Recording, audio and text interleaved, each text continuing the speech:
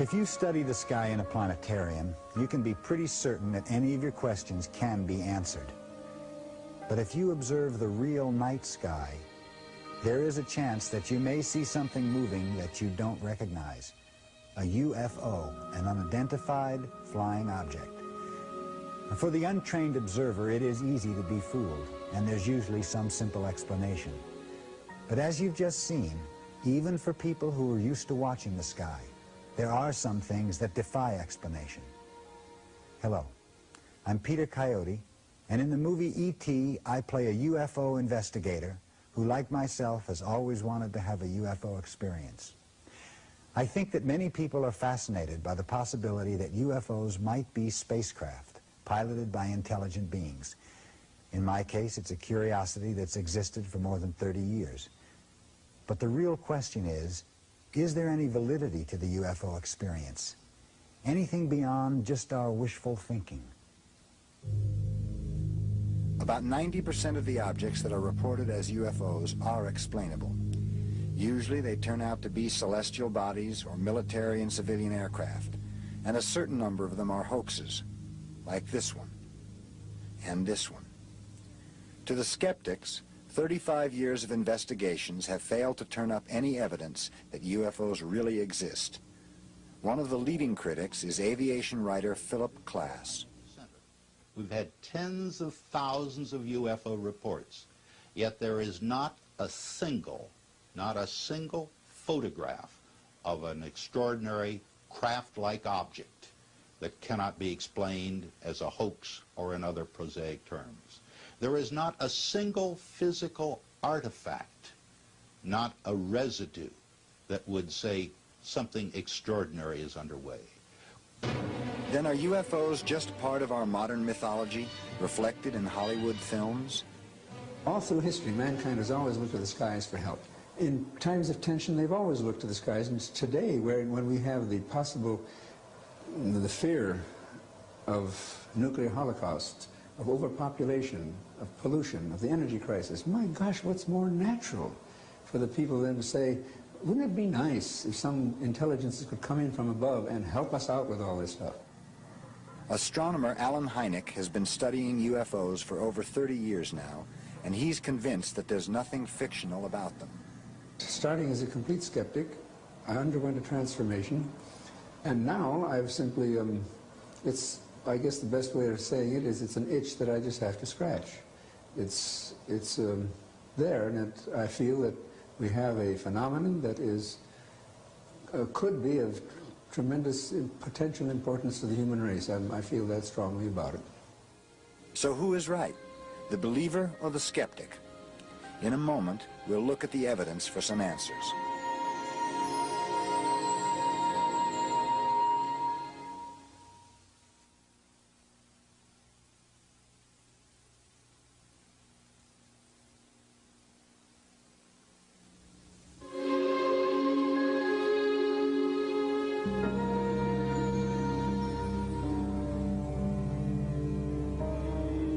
Unidentified flying object. That's what people reported seeing on March of 1982, circling the sky over San Francisco.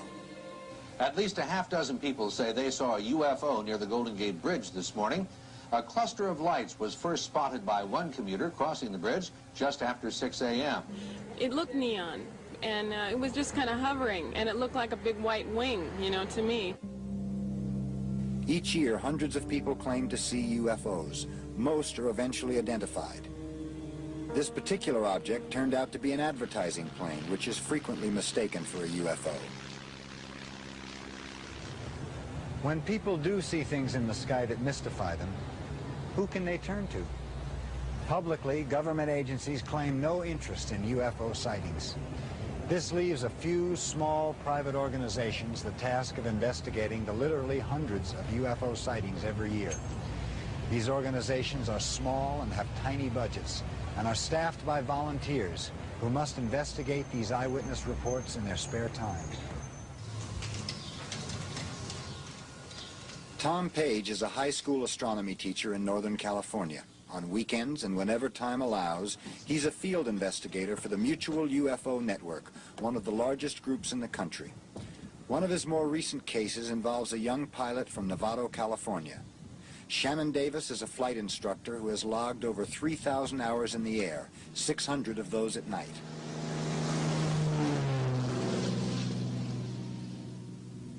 His sighting on the night of November 5th, 1980 is typical of the 5 to 10% that remain unidentified. I noticed the light off of my left wing at about the 7 o'clock position of the airplane.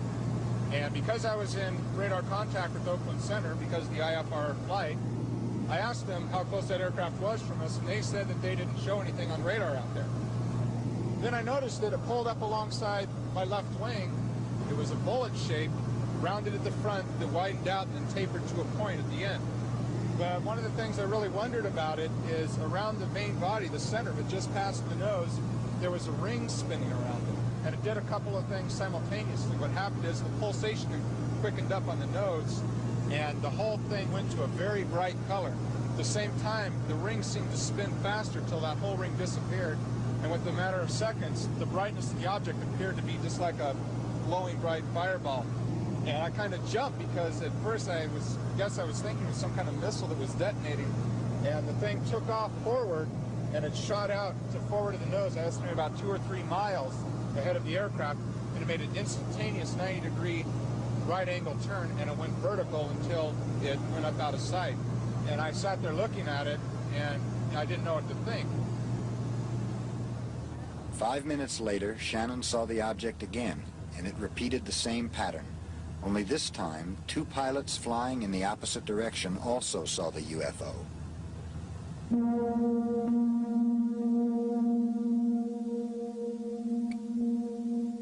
I have to, to the best of my knowledge, rule out any kind of meteor or shooting star, because I don't know if any meteor that will come alongside, pace you, and then take off forward and go vertical. Okay? Any kind of spacecraft or military aircraft, technically that was defying all physical laws by making an instantaneous 90-degree turn. According to the laws of physics, that can't be done. And, you know, I watched it do it twice. The first step in any UFO investigation is to check out witness credibility. In this particular case, it was easy since Tom already knew Shannon.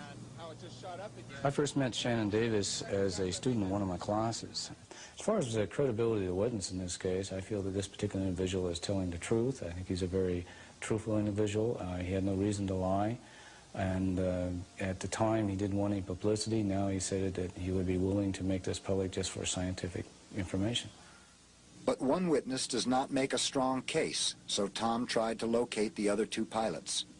There's a possibility in this particular setting that there were 2 other witnesses, 2 pilots who saw something come out of an overcast above Shannon. I do not know what airline they were from, and Shannon didn't either, and we're unable to contact them. And what about radar? During the encounter, Shannon radioed Oakland Center Flight Facility, but their response was negative. If a pilot were to inform us that he had a sighting of a UFO in close proximity, we would not be able to distinguish between he and that UFO. It would be all one target to us. Could the object have been man-made or a natural phenomenon? None of those things could do the things that this particular object did, moving forward at a high speed, making a right-angle turn. Possibly a military aircraft could, but the military certainly wouldn't be telling us about it. The case closed. This is how the evidence stood. Was the main witness credible? Yes. Were other eyewitnesses contacted to support the story? No. Was the object tracked on radar? No. Could the object have been man-made or some celestial body? Inconclusive. That's the problem we have, is that we're basing the whole UFO study on the report of witnesses, and we have to just determine whether these witnesses are telling the truth or not. Shannon believes he saw something extraordinary, and Page agrees with him. But to the doubters, without hard evidence, they're inclined toward a more conventional explanation. There are dozens, simply dozens of things to be seen in the night skies. And I say to any of your viewers, if they will go out tonight, if it's a clear night, and spend 3 hours looking at the night skies, I can almost guarantee them they will see something that will surprise them, something unusual. But ufologists like Page argue that the problem is not the validity of the eyewitness accounts, but the lack of professionally trained, full-time people to investigate cases like Shannon's. look, we wouldn't have gone to the moon if we'd had to depend on people who could work only on weekends and without salary as a hobby. What we need in ufology is to make it professional. Not all UFO investigators are amateurs. There are professionals and many with scientific backgrounds who are conducting diligent studies. Their efforts have brought UFO research out of the realm of fantasy into a brighter, more realistic light.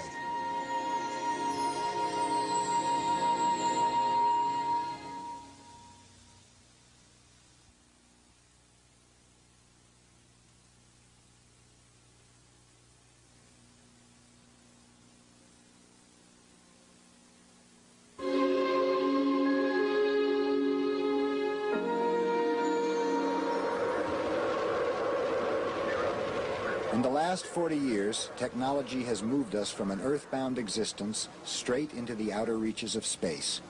And now that technological know-how is being used to try and unravel the UFO mystery. John Schuessler is a mechanical engineer for McDonnell Douglas and NASA. Here at the Johnson Space Center in Houston, Schuessler has worked on several space programs, including Skylab and the Space Shuttle. Schuessler's lifelong interest in UFOs prompted him to bring together other interested aerospace workers and form a group called VISIT. Our Project VISIT is a very unique organization in that our acronym stands for Vehicle Internal Systems Investigative Team. And by that we mean that UFOs, if they exist, must have internal systems, as do our spacecraft, such as the Space Shuttle. We feel that by investigating cases where there are unique attributes, and that it is time that world governments officially acknowledge materials, metals, photographs, anything technological, that we can take the end result and model it, backtrack, and define and design exactly what happened. Over the past several months, Schuessler and his group have accumulated a file of 100 cases of UFO encounters in which people were injured. One of the most intriguing cases that Schuessler and his group are investigating involves these women, Betty Cash, Vicki Landrum, and Vicki's grandson, Colby. In December of 1980, the three of them encountered an unusual object on the outskirts of Houston. We had been driving out this country road, which it is a very desolate area, and all of a sudden we seen this object.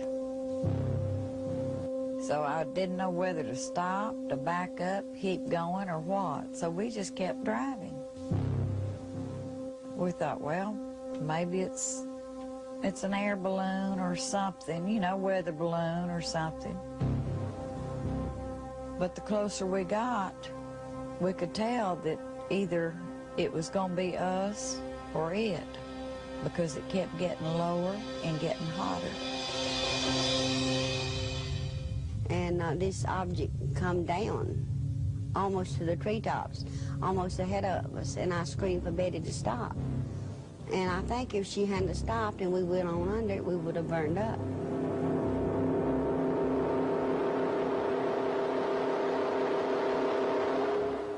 I got out in the car, Kobe and me, for about, I guess, a minute or two, and he was screaming like he was trying to get away from me and then pulling me back in the car, and I got back in the car, and Betty walked to the head of the car.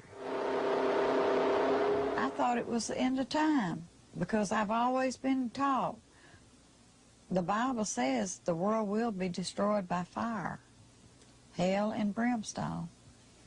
Well, how did I know that the hell and brimstone wasn't right there with it?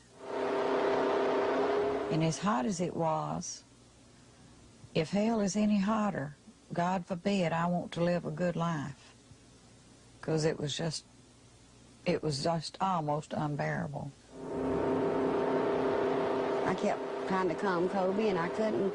I had to tell him something that would calm him, and I said, if you see this big man come out of it, it'd be Jesus.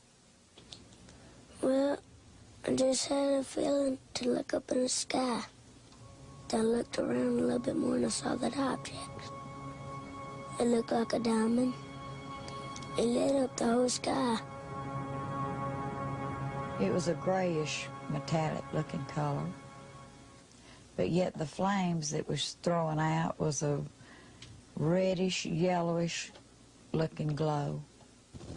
Besides the strange object, they all claim to have seen several helicopters hovering around it. Just about the minute that I got up close enough to really make the shape of the object, whatever it is, the helicopters were there. We was amazed at, you know, what kind of helicopters there were. We were about scared to death. The double rotary kind of helicopters, I'd never saw one before. Whatever they saw that night, the physical impact was immediate. Within hours, they were suffering from severe headaches, diarrhea, and vomiting. Betty Cash had the worst symptoms. Her main problem at that time was severe headache, swelling of the face, swelling of the eyelids, and the swelling of the skull, that is the top of the head. The fear of ridicule kept Betty from telling about her UFO encounter. But weeks later, when patches of her hair started falling out, she told her doctor about the incident. Specialists were brought in, including a dermatologist and a radiologist, to run tests. They all turned up negative. John Schuessler and his group started their own investigation several months later. Despite the inconclusive medical reports, Schuessler believes that all 3 victims received some kind of radiation exposure caused by the UFO. It's a package of symptoms that all 3 had, and all 3 being different kinds of people. That's the significant thing, from their age, the past history, medical history, etc. But they all had common symptoms. The common symptoms all manifested themselves right after the incident, starting within hours. And what about the helicopters that were supposedly hovering around the object? Schuessler's investigators found other witnesses who saw them. The helicopters must have been military if they existed. That has to be a given. There are no civilian operations of CH-47 Chinook-type helicopters in the Houston or Gulf Coast area. Major Dennis Hare is a commander with the National Guard at Ellington Air Force Base near Houston. He says none of the Chinooks in his unit flew the night of the incident. I personally was not up in the air that night, and to the best of my knowledge, no member of my unit or the aircraft that's under my command were up in the air on that particular date. A fleet of helicopters, an unidentified flying object, and 3 victims who were injured by it. What do they all add up to? No one is sure. Schuessler and his group think that one possible explanation is that our government may have been testing a secret aircraft that night, powered by some type of microwave propulsion system. The craft may have gone out of control, almost touching down when Betty, Vicky, and Colby saw it. They have what would normally be seen from a heavy dose of microwave and possibly an X-ray component. And we do know that pulsed microwave gives off an X-ray component. But if the military is involved, they deny it. Citizens of the United States were subjected to chemical exposures, radiation exposures, and various other things over the past 30 years at different times in the interest of research or military operations. And a lot of those people kept saying, hey, look, I was hurt. Believe me, I was hurt. And everybody said, you're crazy. It couldn't have happened. As for Betty and Vicky, they still suffer from hypersensitivity to heat. I do expect them to take care of my medical bills and what I have had to go through with and what I'm still going through with and what I may have to continue for years. I don't believe in the little green men and all of that stuff from outer space. But if it's something that people don't know about, and it slipped in here and did that to us, and the government say they don't know about it, when they had the helicopters up there, we in a terrible shape. Because if it can happen to us, it could happen to a whole city. A postscript to the case. Vicky and Betty have filed suit against the federal government, attempting to win compensation for their injuries. They remain firmly convinced that whatever it was they saw, it was attached to the United States military. After pressure from a Texas congressman, the U.S. Air Force sent its own special investigator to look into the matter. His report states that he was unable to find any connection whatsoever between the UFO and any branch of the U.S. military. And so the case remains unsolved, but it does raise some questions. Is it possible that some unidentified flying objects could be secret U.S. military test planes? And if so, what recourse do citizens have if they are injured by them?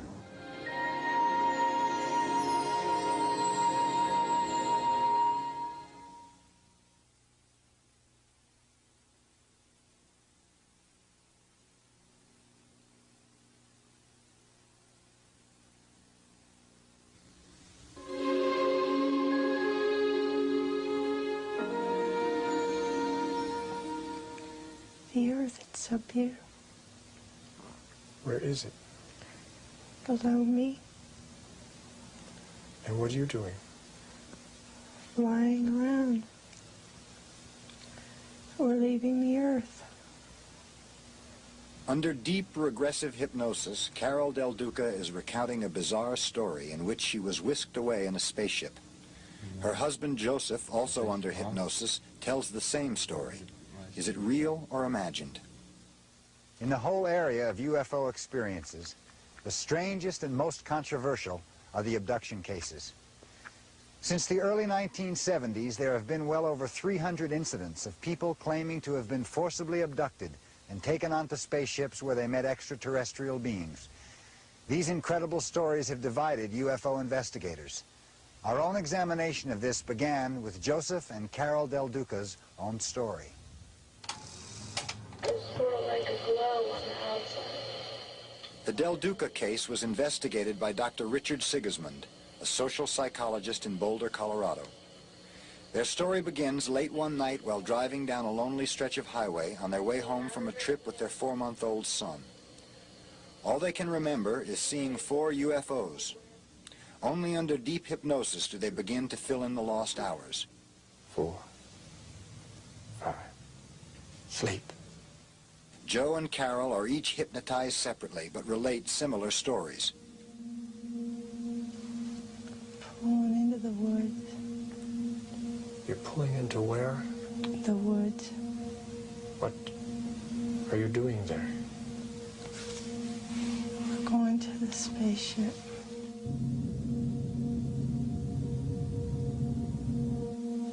Going to a what? A Carol? spaceship.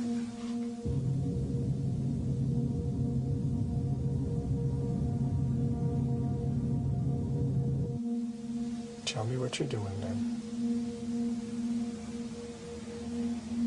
Going into the room.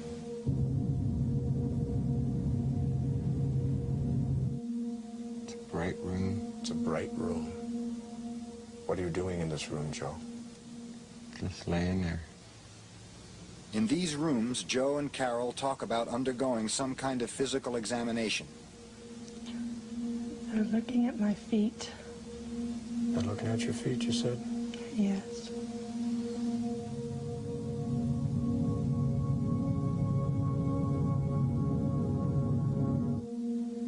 It's hurting me.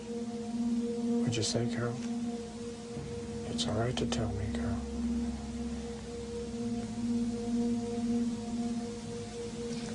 They're hurting my ankle. They're doing what? They pulled on my ankle. It feels like they broke it.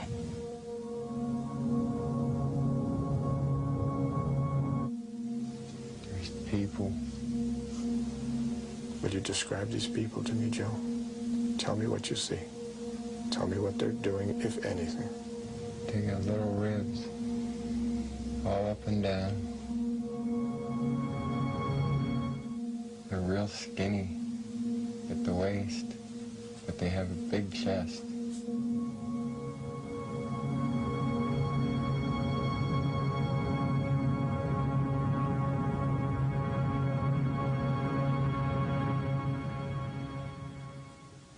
It's clear that Joe and Carol are reliving an intensely emotional experience, especially Joe, who describes an unusual meeting with one of the entities.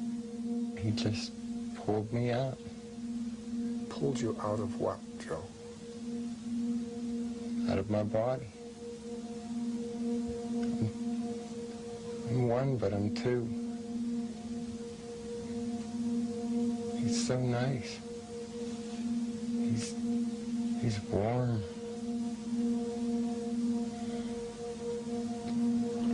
He likes me.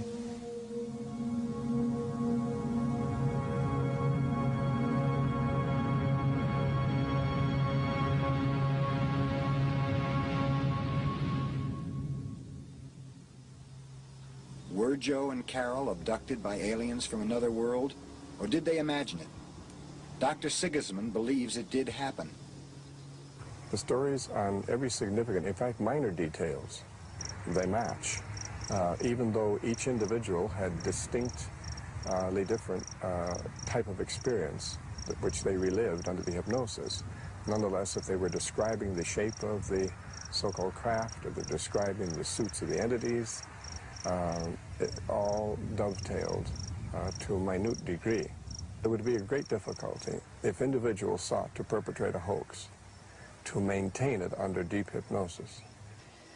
We sometimes doubted ourselves. Did that really happen? That's incredible.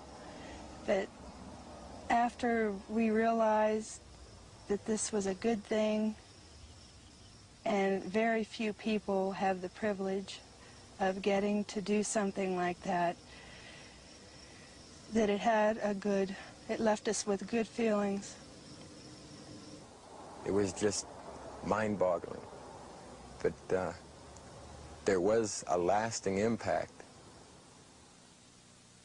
But the theory of abductions is being challenged by this team of investigators.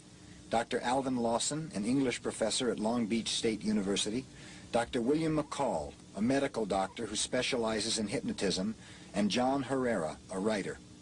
They demonstrated for us a basic experiment. And that it is time that world governments officially acknowledge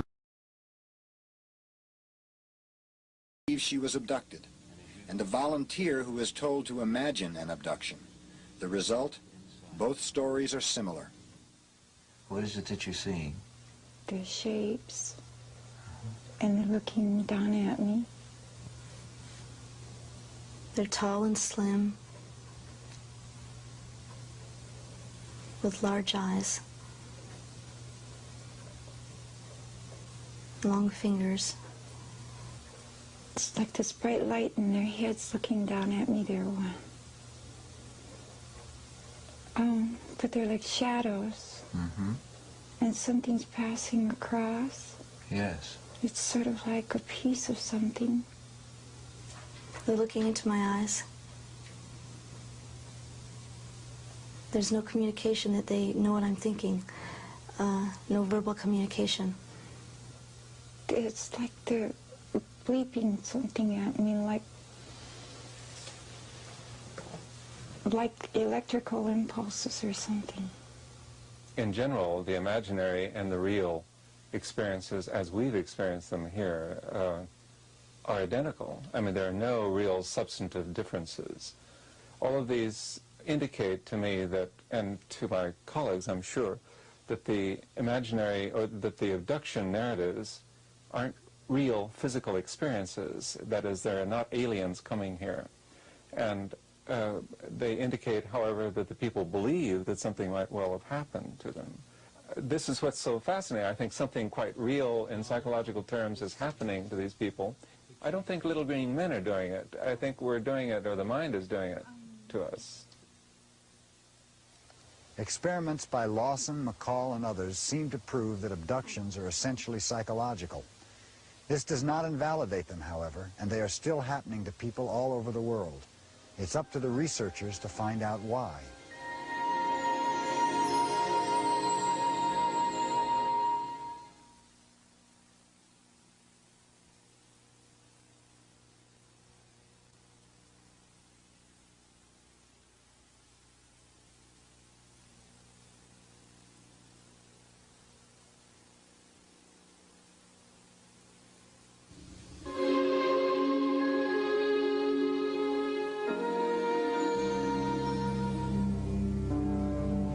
Guatemala City, 1976. A TV crew is shooting a commercial when they suddenly spot something strange flying overhead. To this day, no one has been able to identify it. But as spectacular as it appears, this videotape and other forms of pictorial evidence have only limited value in our understanding of UFOs. Richard Haynes is a research scientist who has studied many photographs. In order to make sense out of photographic evidence, it's extremely important to know a great deal about the photographer, about the camera system he uses, about the development process that is used, and in general about the context in which the picture was taken. Oftentimes we come across photographic evidence long after the fact, and because of that we don't have much of that fine detail information that we need to do a good systematic analysis. But with the development of sophisticated image enhancement equipment, investigators can gain new information from photographs. Haynes demonstrated how this can be done by analyzing this particular photograph. The picture of a tiny object trailing a plane has long been considered by ufologists to be a good example of photographic evidence of a UFO. But skeptics claim the object is really something on the ground. To try to settle the question, Haynes had the photograph put through a process called color enhancement. This gives the picture more detail, allowing Haynes to do a more extensive analysis. What our analysis has just shown of the digitization of this photograph is that the darkness of this major disc-shaped image right here is very close to the same darkness as the tail structure here of the airplane, the wing tank, and the main body. And we find that there's no objects on the ground at that equivalent range with the equivalent darkness. Now, what this suggests then is that in fact it's an airborne object. But even faux enhancement equipment has its limits. In the final analysis, however, we're stuck with an image of something we don't understand.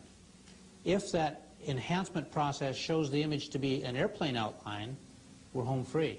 But on the other hand, if it shows a symmetrical airform, an oblate spheroid, for instance, with no means of propulsion or support or lift, we're right back where we started, you see. So photographic analysis must be coupled with a very creative approach on the part of the photo interpreter. So without additional evidence, photographs of UFOs really prove nothing at all. But when there is additional evidence, ufologists believe that they can make a strong case. And right now, we look at one of their strongest. No other pictorial evidence has created as much interest as these images shot from an airplane during the early morning hours of December 31st, 1978. This is the New Zealand film, considered by most experts to be the single strongest evidence of a UFO ever captured on film. To most of us, it may not seem impressive, a small, bright light in the night sky off the New Zealand coast. But it is the only case of a UFO that was seen by several pilots and crew members, picked up on radar and photographed on several thousand frames of 16mm color film shot by a TV crew.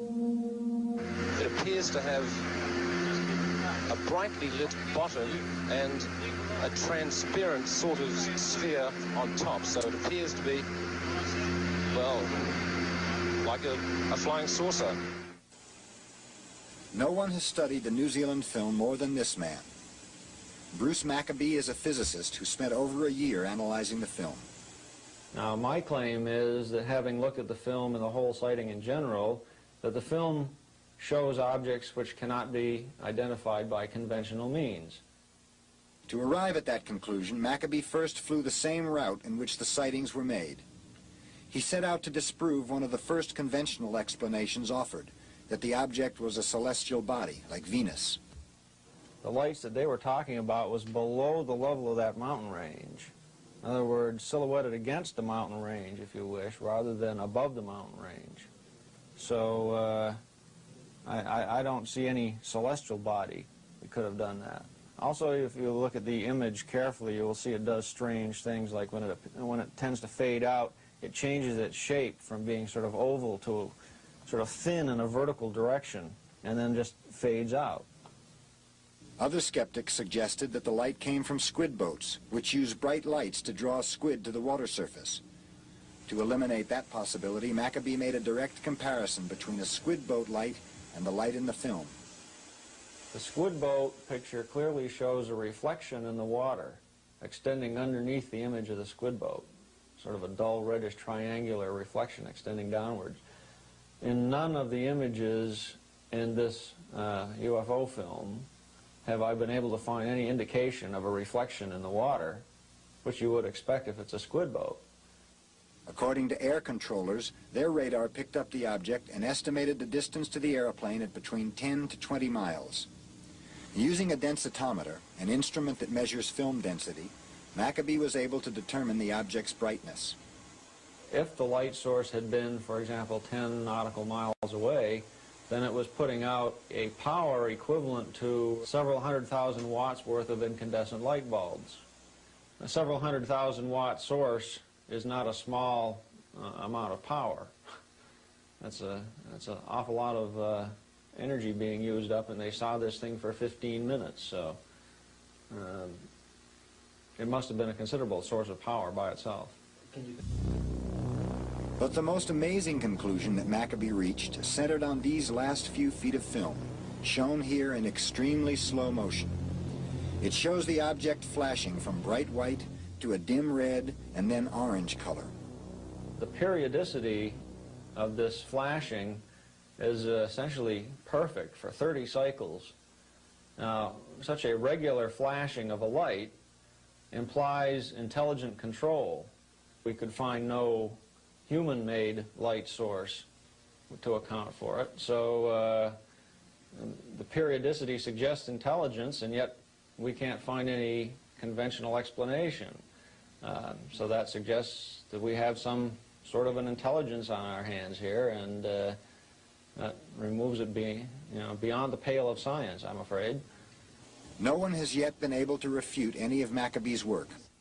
He believes that the significance of the New Zealand film goes far beyond the scope of just one case. The hard evidence left over in this case suggests we have something which cannot be explained in conventional terms, and that opens up a new field of investigation in science. It suggests that we should go back and rethink what we've been saying about other UFO cases.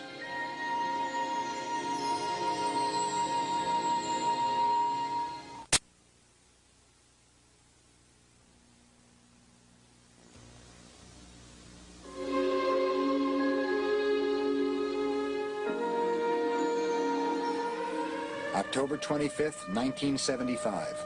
Fighter planes are sent in hot pursuit after an unidentified flying object seen hovering over missile sites at Malmstrom Air Force Base in Montana. NORAD, the North American Air Defense, reports that the jets failed to intercept the object. For the next 2 months, NORAD recorded other sightings of UFOs over missile launching sites and nuclear weapons storage areas in Michigan, Maine, and North Dakota. In all cases, our jets were unable to overtake the objects. The 1975 sightings show us dramatically that unidentified flying objects have invaded our airspace. And yet, since 1969, the federal government's position has been that it is not interested in investigating UFOs. It was in 1969 that the Air Force ended Project Blue Book, a 21-year investigation of UFOs. Their basic conclusion was that lack of evidence warranted no further study of the matter. There was no evidence of threat to national security. There was no evidence that we had been visited by extraterrestrial vehicles. And finally, there was no evidence that after evaluating these UFO sightings, that there was any indication of scientific knowledge, the existence of scientific knowledge beyond the present state of knowledge. But government documents on the NORAD incidents, as well as thousands of other reports, reveal that the government continues to investigate a phenomenon that is much more than just a few isolated incidents. Since 1969, as many as 10 governmental agencies have been involved in UFO inquiries, including the CIA, the FBI, the National Security Agency, and the Air Force. Attorney Peter Gersten has led the fight to unearth these documents on behalf of a group called Citizens Against UFO Secrecy.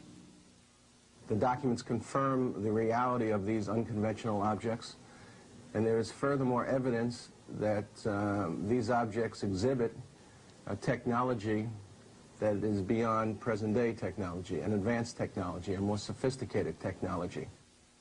A graphic example of that technology was reported in this document about an incident on September 19, 1976 in Iran. An F-4 jet similar to this one was sent to intercept unusual objects seen over the city of Tehran. As the F-4 approached the brilliant object, the jet lost all instrumentation and communication. Later, when the jet tried to shoot a missile at a second object, the F-4's weapon control panel went dead. What makes this incident interesting and significant is that it involves the malfunction of an American-made defensive tactical weapon system, specifically an F-4 jet. The interesting part of the incident is that the Defense Intelligence Agency did an evaluation of the incident and found the incident to be a classic UFO case because of eyewitness verification, confirmed by radar, and so forth. Documents show repeatedly that UFOs have been able to penetrate our military airspace. In one incident in 1980, UFOs were seen over Kirkland Air Force Base in New Mexico. The base is a highly sensitive installation that includes an advanced weapons research laboratory. Documents show that bright objects were able to land at the base undetected by radar. When security police tried to pursue the objects, they took off. UFOs pose a threat to national security for many reasons, the first of which relate to the general principle that these objects have been unable to be identified by this government for the last 35 years. Another reason we see in the documents, which relate to the overflights over the military bases in 1975, the unrestricted and unlimited access that these objects had. But Gersten and his group have been stopped in their pursuit of more information. The CIA refused to send Gersten 57 documents, and the Air Force has 100 documents that it refused to release. And recently, the National Security Agency did not release 160 documents for the same reason, national security. And in May of this year, and that it is time that world governments officially acknowledge would be both embarrassing to the agency because it would show once again that the objects exist, that the objects are an advanced technology, and the objects do, in one way or another, pose a threat. So they don't want to release the information for that reason. How much should the public be told about our government's investigations of UFOs? It's true that some information pertains to national defense and should be classified. But what about other information? What's needed now are not more secrecy-shrouded investigations, but a joint effort between government and scientists dedicated to unraveling the UFO mystery. Because it's obvious that Project Blue Book was not the last word on the subject.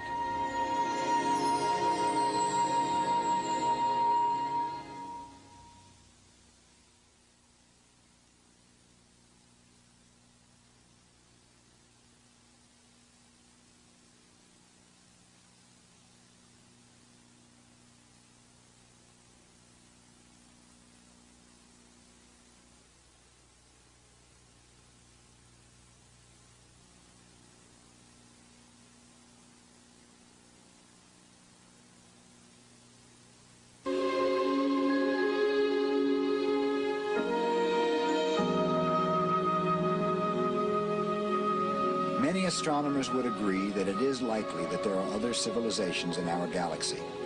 But most astronomers doubt that we have been visited by aliens. You see, no other civilization could know in advance that we exist, because our only means of telling them about us are by radio waves that we broadcast into space, and we've only been doing that half a century, which means there's a big sphere of radio radiation expanding outward at the speed of light. That's how fast radio waves go. Now about 50 light years in radius. And even with the most optimistic guesses, the most likely nearest civilization is many times further away than that. So any extraterrestrial spaceships visiting Earth would have to have been cruising around sort of at random, looking in space in general.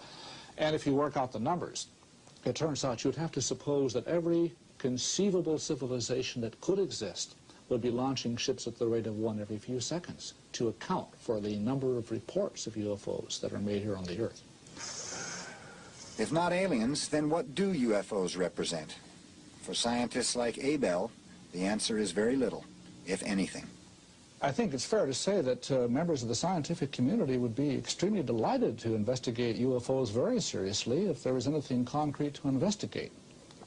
The difficulty is, the more you look into it, the more you find the evidence is hearsay or slipshod evidence or things which we can very well understand without the need to investigate. I can appreciate the desire of the physical scientists, the so-called hard scientists, to have what they call hard data. I would like it too. But when you have a phenomenon that doesn't seem to produce the hard data, one might as well have asked Sigmund Freud, what is the hard data in dream analysis? What do you take in the laboratory? What do you put under a microscope in dream analysis? And yet we have the whole structure of psychoanalysis today. And so we've come full circle around the subject of UFOs, and it's a standoff between those who believe and those who don't. But it seems to me that ufologists have a strong case when they argue for a serious investigation of the phenomenon, because scientists who dismiss UFOs are either unwilling or unable to refute the most outstanding cases, like the New Zealand film. If documents show that sightings over military installations are taken seriously by our government, shouldn't that be investigated? If a videotape shows an object that defies identification, shouldn't it be analyzed? And if people believe they were abducted by aliens from outer space, isn't that a subject that merits psychological study? Dr. Haynes and others say yes, and they make a plea for time and money to do a thorough investigation of the strongest UFO cases. But even more important, they want their fellow scientists to keep an open mind. Because we're dealing with a phenomenon we don't understand. And because of that, we need to keep every avenue open in terms of the approach taken to understand it. It might take physics, some breakthrough in molecular physics, let's say, or plasma physics. It might take some understandings of the psyche, of the unconscious. It might take a combination of the two. It might take some totally new field of science we don't have yet. Ufology today is in the state, I would say, that, say, chemistry was when chemistry was alchemy. A mixture of superstition, wild ideas, unproved claims, and yet out of that whole mess, finally, the very first-class science of chemistry evolved. And I think the same thing is going to happen eventually with ufology. But right now, it is a mess. There's a fantastic amount of wishful thinking, of desire, of pseudoscience, of pseudo-religion, of cultism. But eventually, I think that will all finally sink to the bottom, and we'll have, out of that whole thing, a clear liquid of something that we can really see, and I hope understand. It doesn't seem likely that the government will join with scientists in a complete public investigation of the UFO phenomenon. And this leaves the job to be done by the Allen Hyneks and the Richard Hayneses and the hundreds of investigators all over the world struggling against all odds to make some sense of the UFO experience.